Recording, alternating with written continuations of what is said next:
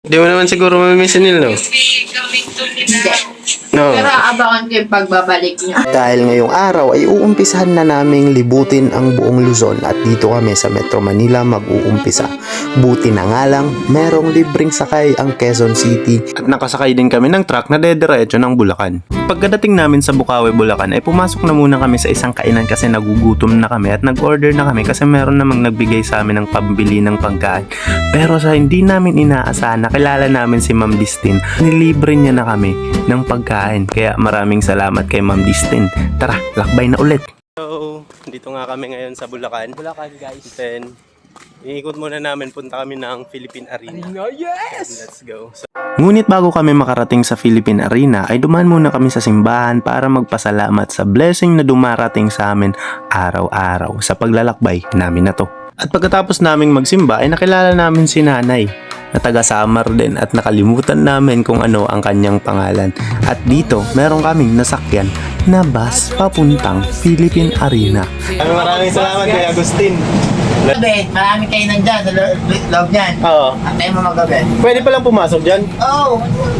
Yun, let's go. Thank you kay Kuya. Yan, ingat kayo mga bro. Maraming salamat. Salamat. Okay. Let's go. Ingat. Let's go. At pagkarating namin sa Philippine Arena ay tamang picture lang muna at video ng saglit. Then, umalis na kami kasi pupunta kami ng Malolos, Bulacan. At mula Philippine Arena ay meron kaming nasakyan na tricycle na lalabas papuntang highway. So, maraming salamat kina Kuya Arman, sir. Kuya Arman tapos Kuya Jason. So, picture muna tayo. Let's go. Shout out. At habang naglalakad kami sa gilid ng highway ay merong pumara sa amin at ito si Tol Chico na gusto kaming pasakayin kasi nakita niya na naglalakad lang kami. Tol Chico. Kuya Tol Chico, maraming salamat! Let's go! Nakasakay kami kay Kuya. At dito kwento ni Kuya sa amin kung ano pa yung mga madadaanan namin. Nadadaanan pa yan.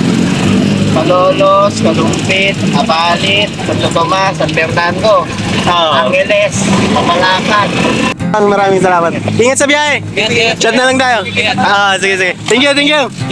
So, andito kami ngayon sa Malolos Robinsons. Robinsons Malolos. So, Bibili muna kami ng ano.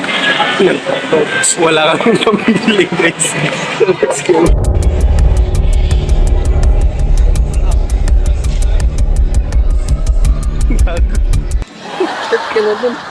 At di nagtagal ay tinawagan na rin kami ni Idol Boy Timepers kasi dun kami makikitulog sa kanila ngayong gabi. Saan yun? Yan o. Kamusta? Nice meeting you, Lodi. Kakapagod pero ayos. Ano yan?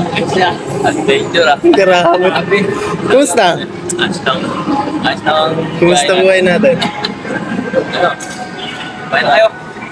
Tara, kumain tayo sa kain. Tara. Kumain mo kayo. Salamat. Yan!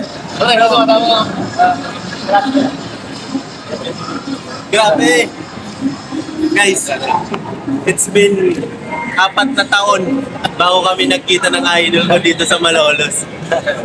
Tara, let's go. Let's go. Yan, so shoutout kay Idol Boy! Siya yung mag-host sa amin ngayon dito sa Malolos, Bulacan. Let's go. Grabe ba? Kaya abangan nyo yung masusunod na mangyayari sa amin dito sa Malolos, Bulacan hanggang maikot namin yung buong Luzon. Abangan, subscribe, and follow for more.